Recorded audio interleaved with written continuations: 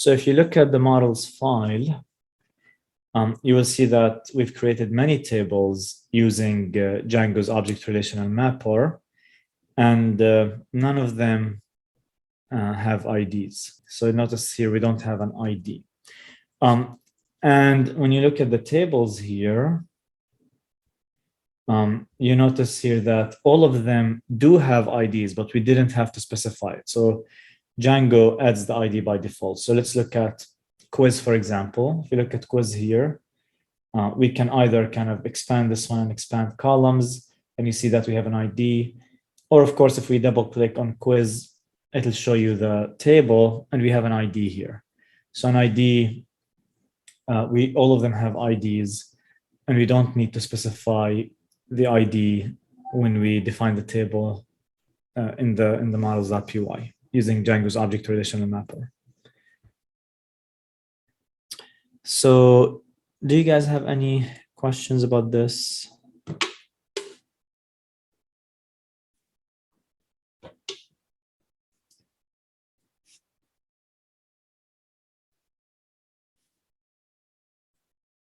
All right, it doesn't seem that you have questions. So the first thing that I want to do here, and I'm going to also be creating segments of those recordings. And the first segment will be talking about creating a one-to-many relationship using Django's object relational mapper. So in SQL, we've done that in SQL. Let me see if we have that. We don't have that here. I wonder if we have it. Default. I don't think it gets saved. Yeah. If you look at the videos that I posted, we have one for creating one-to-many relationships using Postgres. So we would kind of create the table and we would say kind of this column references another column from another table. So we can revisit this code, but I do want to show you how you can do the same thing using Django's object relational mapper. So let's say here, you want to create a table. Let's create kind of two tables here. And let's have one of them is a foreign key, has a foreign key, and the other one has a primary key, and they're kind of connecting through a one-to-many relationship. Let's see, what do we have here? We have a quiz, we have a student. Let's see if we can use any of that. We have a course. You know, I'm gonna actually now create a question table, and I want the question and the quiz to have a one-to-many relationship. So essentially, what that means is, I can do this, of course. One question belongs to one quiz. However, one quiz has many questions. This is a one-to-many relationship. It's similar to kind of emails and phone numbers, right? So one student has, or let's say one email belongs to one student, and one student has many emails, for example. Same thing for a number, and same thing for actually a trail review, which we've, I think I've answered this question in the exam. So one trail review belongs to one trail, and one trail has many reviews, kind of trail reviews. So all of that is one-to-many. And then we'll talk about many-to-many if we have time today. So when you want to create a question table, that's going to have a one-to-many relationship with quiz. So I'm going to say, for example, class question, and that's going to be models.model. That's going to be the same thing. And of course, we can have the question text, maybe that's essentially the actual question. And that's going to be maybe models.text field. So it's going to be like a char field, except that it can be bigger. We can have more text. Let's say we don't want to limit the question text, so we can use text field. Of course, we can use char field and give it a high number of characters. That would be okay too. But in this case, I'm going to use just text field. And I'm going to say maybe question points. And that's going to be maybe an integer field. I'm going to say question. Let's say this question is a multiple choice question, just like the ones we've been having. What maybe we should do is we should have the answers, kind of the 4 different possibilities here in the question table. I'm just going to list the attributes here. So there's the question text, there's the maybe correct answer, maybe the value in terms of points, maybe the ans1, ans2, ans3, and maybe I can use the correct answer. I don't have to do ans4 because I can, get those 3 answers and I can get the correct answer and I can display all of that. Let's say this one is going to be incorrect answer 1, and we have incorrect answer 2 and incorrect answer 3. And of course, we need to know to which quiz this question belongs to. So here's where kind of the one-to-many relationship needs to be defined. So let's kind of do this. Let's say question, let's say correct answer, question, correct answer. And that's going to be, let's say, char field with max length, maybe 300. And then we have incorrect answer 1, and then incorrect answer 2, and incorrect answer 3. We can do that. Yeah, we can do this. And what we can also do, of course, we need to create the relationship. But before we do that, let me look at the chat window. Do you guys have any questions? I think, Sweat, you have a question? Yeah, Professor. So I just wanted to ask, wouldn't the question points require a default? No, it doesn't require a default because we're just creating the table now. So those values would require a default if you're adding the columns after we've created the table. But because we haven't created the table yet, we're just defining it right now, we really don't have to specify a default value for those fields. Oh, okay, understood. Thank you. Yeah. So now I want to create kind of this relationship, and that's going to be new syntax for you, but you need to know it. Of course, we're going to be quizzed on it next week. Here's how it looks like. The name of the field, this one actually can be up to you, but we want to follow the convention. If you're creating a relationship between a question and quiz, essentially, if you're going to have many questions that belong to one quiz, you're going to define the foreign key here. And the primary key is going to be defined here because we have an ID, which is a primary key. So you do want to create kind of a foreign key here. And the way you do it is you have to use the same table name. Again, that's the convention. So we say quiz. Now notice here that I didn't use Q uppercase because that's the fields, they all start with lowercase. And here I'm going to say models.foreign key. And I want to open this parentheses, and I want to specify the table that's going to be that I'm going to be connecting to, and that's going to be the quiz. So that's kind of one thing that I want to do. And the other thing that I have to do is I have to specify what happens on delete, and I'm going to say models.cascade. And I'll tell you what that means. I actually showed you what that means, I think, before. Essentially, or one student, I think, asked a question about that. So for example, let's say you have a student and we have that student has number 1, say phone number, phone num1, or phone num2, or maybe an email 1 and another email. The question is, what happens if you delete the student from the student table? Of course, the student info in a student table, and we have the phone num1, phone num2, and that's going to be in phone table, and that's going to be in phone table. And this phone table has a foreign key that connects to the student table. And the question is, what's going to happen if we delete a student? What would happen to those phone numbers? We don't want them to be floating, just not connecting to any student. And what we would typically do is we would cascade the the essentially action that we do to students. So if we delete student, those would be deleted. Let me make migrations migrate. I'm going to go to my terminal here. I'm going to say Python manage.py make migrations, then Python manage.py migrate. And the table will be created. Now we're going to notice a few things, few very important things here. Let me refresh. Excuse me. What just happened? Let me refresh this one.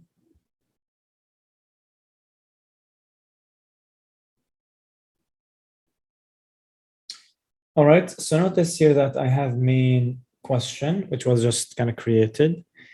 And if you open it, you see that we have 8 columns. We have 1, 2, 3, 4, 5, 6, 7, and we have the ID, which gets created by default. So if we expand this columns, we see we have the ID, again, which gets created every time. And we have the question text and the question points, question correct answer, question incorrect answer, 1, 2, 3, all of that has been defined. Where was that defined? Here. All of that has been defined here. And then you notice that we have a quiz underscore ID, and that's going to be the foreign key that's going to map to the ID of quiz. So we have another table called quiz here. Again, we always start with main because those tables belong to the main app.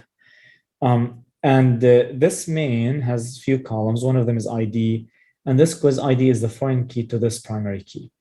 Now, you notice here that even though I gave the name of the column quiz, the name quiz, notice that what was created was quiz underscore ID. And this is really how Django does it. And that's why you always want to give it, again, the name of the table that you want to connect, this table to, and Django is going to add underscore ID. So that's how kind of it works. So let's look at what we have in quiz first. So in quiz we have, all right, we have a few things here. Let's kind of sort by name or title. We have 1, 2, 3, 4, 5. Okay, that's good. The first 3 are open because they have is open, true, true, true here. Each one has a duration. That's all good. There's an order, which is also good. So that's all good. We like that. I'm going to move things around here. I'm going to keep the ID here, and I'm going to move duration. That's good. Quiz order here, and is open is good. Okay, so that's good. That looks really good. Now let's say you want to add a question. Here's my question table. It has nothing because I just created it. Of course, you can write code in your views that will add kind of a question, or you can, of course, use the GUI here and add a question. Let's use the GUI right now. I'm gonna move things around here. I'm gonna say plus here. I'm not gonna specify any value for the ID, and that's gonna be auto incremented, and it'll be again automatically determined. I don't need to worry about that. So the question text, for example, what is the capital of North Carolina? Okay, and here maybe the question point is going to be 2 points, and I can have the correct answer, and I can have a few other answers that I want to display for the student. But that's just an example. Okay, so for example, the correct answer is going to be Raleigh. The incorrect answer may be Charlotte is one of them. I don't know, Wilmington maybe. And what's another city? Let's say Boone or Asheville. So notice here that there is this quiz underscore ID column, and this has to map to a quiz, right, guys? We've done that before when we talked about this idea of one-to-many relationship. You can't give it a number that doesn't exist in my quiz table. For example, if I do 200, it's not going to work. It's not going to let me create that row because it'll say 200 does not exist. You see here, quiz ID 200 is not present in the table main quiz because I defined this one-to-many relationship, meaning that this question has to belong to a quiz. It has to, and that's really what we want. It actually makes a lot of sense to do it that way. You don't want to have questions that don't belong to any quiz. At least it kind of makes sense not to. Now, of course, if you're building a learning management system, maybe you want to allow instructors to create pools of questions that don't belong to any quizzes at the beginning. That's fine, depends on the design. But for now, we want to do something simple. And I don't want to have kind of questions that don't belong to any quizzes. So let's look at the quiz table. So we can actually add this question, add that question to maybe quiz one. So quiz one has ID 17. So here I can give this 17 and I can save. And if you do that, right now this quiz one has one question. Okay. So does that, guys, make sense? Let me pause here and see if you have any questions.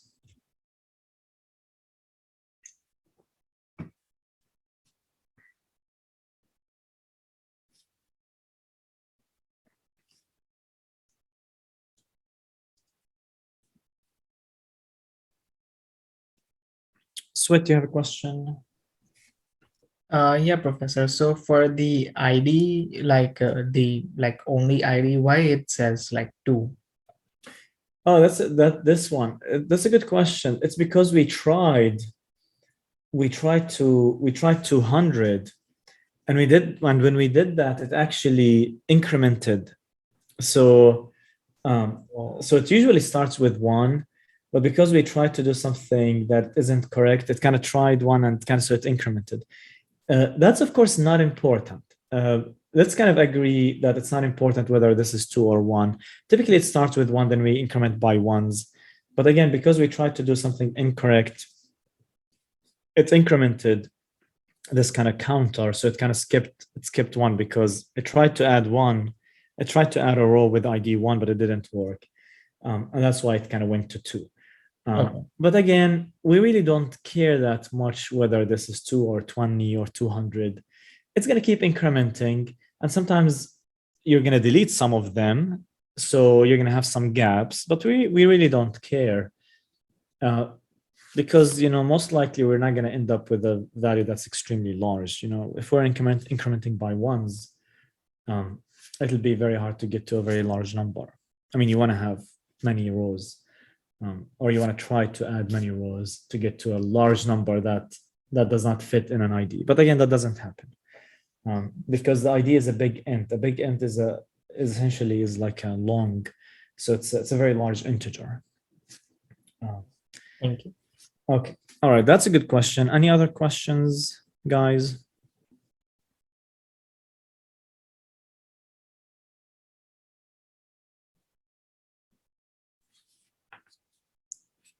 All right, so let's add another row here. So what do you want to do? What's the capital of what? Do you guys have a country or a state that you want to get the capital of? You'll probably have to tell me what the answer is because I probably wouldn't know. It depends, of course, but what do you want to do? The capital of what? Japan. Okay, so the capital of Japan. You have to give me probably three answers that are incorrect, and we should have, of course, one correct answer. So the correct answer would be Tokyo here. And can you give me 3 incorrect answers right now? That I wouldn't know because I don't know. I've never been to Japan and I don't know cities in Japan. But of course, we can come up with random cities. I'm looking at the chat window to see if you have any. Let's see. Let's see, big cities in Japan.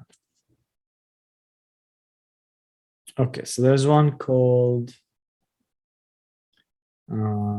Yokohama, and there's one called Osaka, and there's one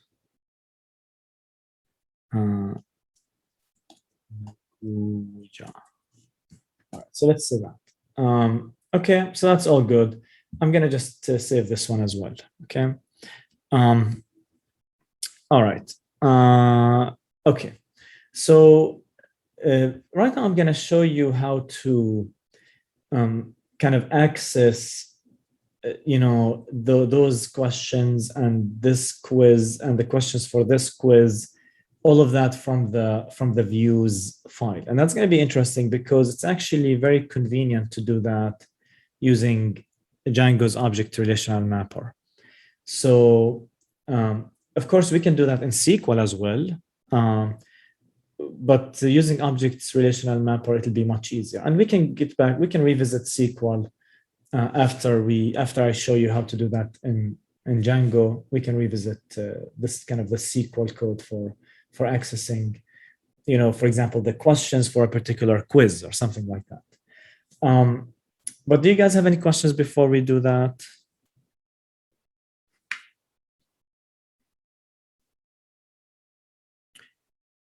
Sweat, do you have a question?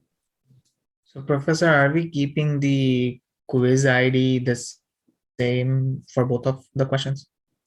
Yeah, we'd like them to actually belong to the same quiz. So let's say this quiz is going to be like capitals. It's the quiz that's going to be about capitals.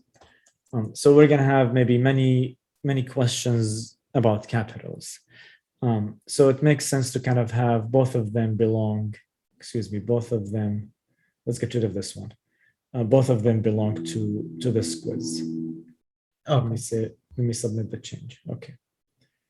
All right. Do you guys have other questions?